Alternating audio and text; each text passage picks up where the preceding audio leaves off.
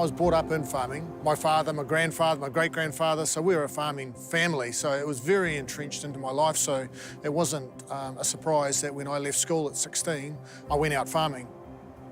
There was something that was in my heart that was just not letting go, and that is I just didn't want to die a farmer. Is this my lot? Is this it?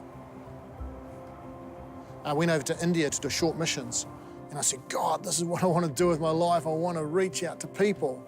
And I really felt very strong in my heart that God was saying, no, I want you to go farming. So that's what I came back to do, but the seed that was planted in that India experience was obviously something that would never go away from me. So we'd sold up, we had positioned ourselves to say, God, we're ready, and nothing happened.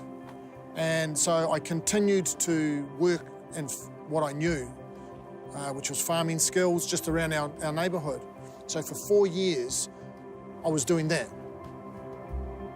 Felt a failure as a farmer, as a son to my dad, because of this farming heritage and to my grandfather, he said, don't get out. Which way's up? Maybe I'm not going to ever go anywhere. And I guess it was a real time of reflecting and God preparing my heart for what was to come ahead, but I didn't know that at that stage. It was back in 2002, we had a phone call to come and work with some young people in farming up in Warkworth. And I came to the interview and I realised that we're working with kids that were at high risk, kids that had given up on themselves, they were in trouble with the law, they were smoking marijuana, and they were just abusing their body and people around them. 3 weeks later, Michelle and I moved up here with this now new journey of helping people, but no idea what we were going to do. And the only very little thing, and it seemed very insignificant, was I knew how to farm, and that was it. So I was going to teach these kids farming skills. I heard more swear words in my first week of employment with this new job, or this new opportunity, than what I did for all my life. And so I just realised that I was miles away from helping these young people. While I was going and wanting to do it, they were just so far removed. This farming was now giving me an opportunity to share with these kids, and they could, whoa, look what I built, or look at that fence. So it gave them self-belief, and then in self-belief I could actually work a bit deeper with them. So it turned out to be an incredible, the little in my hand turned out to be a great doorway into these kids' lives, which has turned into families' lives. When we'd been operating for 6 years now, so we weren't going away, we were starting to get some momentum, the police came and they said, you know what, we've been watching you from a distance and we were waiting for you to go because we've seen it happen before, but you've not gone.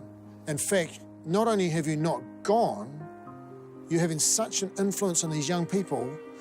Our highest at-risk youth for offending are not on our books.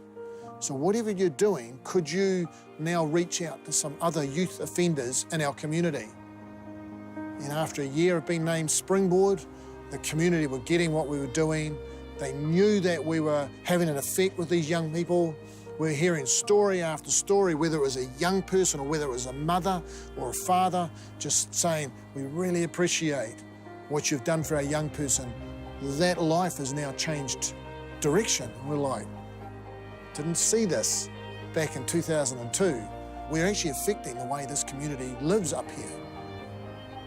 Looking back over the 12 years was, God, I never ever dreamed that I had the capacity or the skills or the knowledge or any of that to lead anything. I just had this desire, but God knew, and He knew what the cry in my heart. So it's a matter of following your heart and trusting God and what's around you and moving forward with that. I guess one of my biggest learnings is never doubt the heart and what God can do in the future.